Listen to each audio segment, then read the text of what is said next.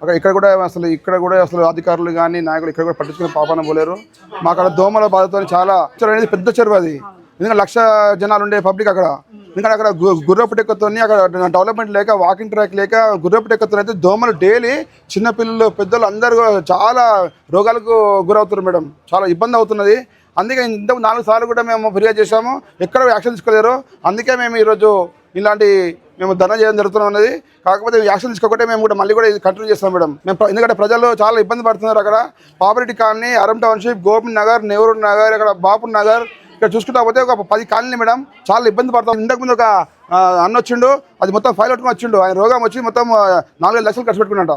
4-5 లాక్స్ ఖర్చు పెట్టుకున్నా కూడా ఇంకా ఆయన ఆరోగ్యం ఇంకా మంచి కాలేదు మేడం. అయినా కూడా చాలా ఇబ్బంది ఉంది మాకు. వాళ్ళు డబ్బులు పెట్టుకోలేని పరిస్థితి, హాస్పిటల్లో కూడా డబ్బులు పెట్టుకోలేని పరిస్థితి మేడం మనది. ఎందుకంటే మనం దయచేసి కూడా అది చేస్తే బాగుంటుంది మేడం.